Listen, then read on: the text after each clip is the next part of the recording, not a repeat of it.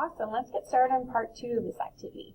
Part 2, our purpose of this lesson is to discover the triangle inequality theorem to determine if triangles of given side lengths can be built. So let's take a look. Our first slide we're going to be looking at has a given triangle, and if you take a look, we have length AB, we have AC, and we have BC here. So it says, move the sliders to adjust side length. Can a triangle be formed with any 3 side lengths? So right now I have a side length of 2, 2, and 1. Let's see if we can drag these side lengths to see if we can make a triangle. Go ahead and drag and slide. It looks kind of close. When you get kind of close, you can zoom in, and then you can really see if you can get it exactly on top of each other. So that when you zoom in, it looks like one dot. When you get there, go ahead and press the home button over here, and you'll see your triangle again. Excellent. So you can see that a triangle with side lengths 2, 2, and 1 is possible. Let's look at our next challenge. Our next challenge says, can you move the sliders? Can you move the sliders to have a triangle with lengths 1, 1, and 1? Well, that means we're going to change this top value to 1, this middle value to 1, and this last value is going to stay at 1. Well, let's see, were we able to make a triangle with 1, 1, and 1? Well, it looks like these are kind of overlapping. So let's see if we can change it so that we can make a triangle. Well, that looks perfect, absolutely perfect. So taking a look, I was able to make a triangle with side lengths 1, 1, and 1. Cool, let's see if we can do it the same thing on our next triangle. The next triangle I have is triangle want to have side lengths 2, 2, and 3. So that's 2, 2, and I need to change this to a 3. Well, it looks like maybe I can. And again, it can be super helpful to zoom in. 2, 2, and 3.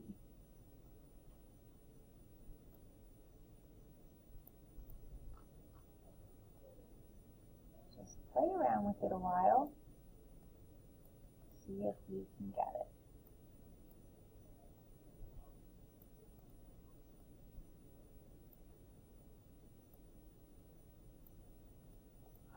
Perfect. I'll press the home button to move it back. And good. So with 2, 2, and 3, we were able to make a triangle. Really nice job. I wonder if it's always possible. Well, let's take a look at our next triangle. We need lengths 1, 2, and 3. So I'm going to change this to a 1, to a 2, and then to a 3. Seems like, well, maybe we need to slide it this way to make a triangle. Oh, that looks like it almost made it. Let's take a look. Well, it doesn't look like, it's just the side's not quite long enough.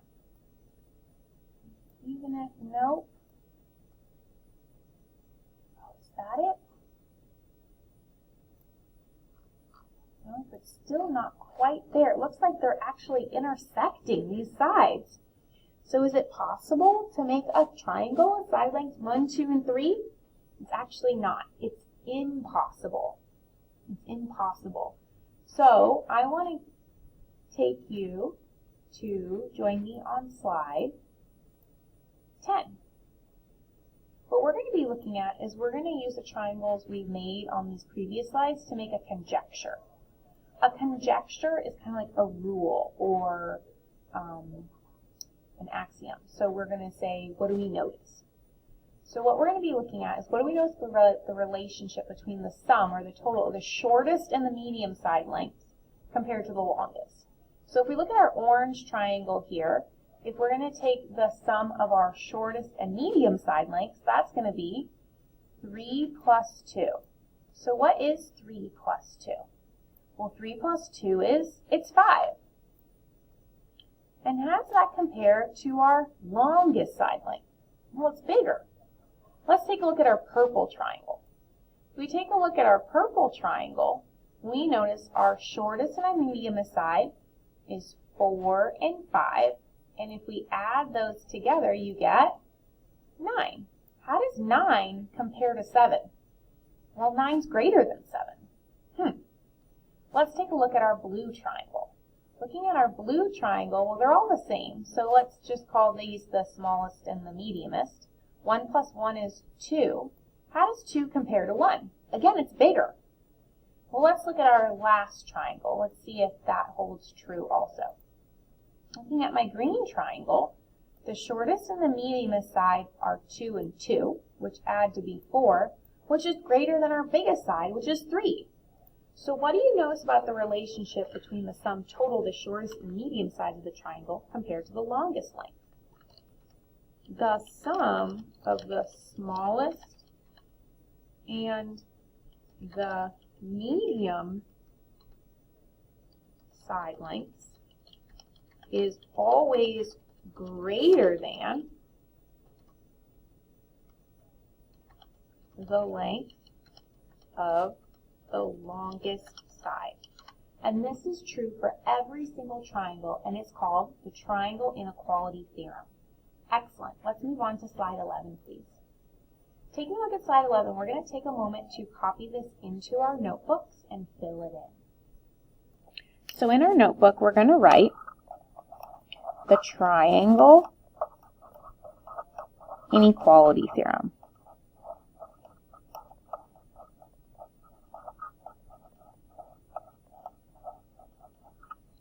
And what does the triangle inequality theorem say?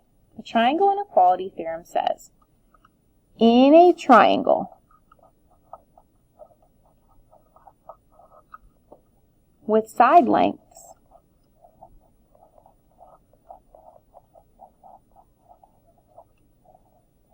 A, B, and C, if C is the longest side,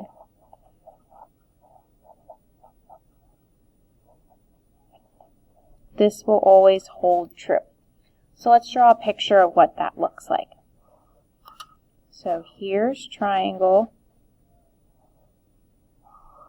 ABC, A, B, C, capital letters for the vertices. Opposite vertex C is little c, opposite vertex B is side little b, and opposite vertex A is side little a. So obviously C is the largest side length. So let's see what it means. Something plus something is going to be greater than something else. Well, what numbers do you think go in here to make this true? We said if we added the smallest and the mediumest, that we end up with a sum that's greater than the longest. That means that A plus B is greater than C. That also means that A plus C is greater than B, and B plus C is greater than A. And the one we want to remember is that the two shortest side lengths are always going to add up to be greater than the biggest length. Excellent job. Let's go back to the lesson to keep going. So let's list one inequality statement that must be checked to prove the following side lengths form a triangle. Well, here you might want to remember what side lengths are which, so you can think about DE, EF, and FD. Which is the longest? DE. So DE, segment DE, and the way we show it's a segment is we put a line over it, has to be less than the sum of the smallest and the mediumest side lengths. So DF added with segment FE.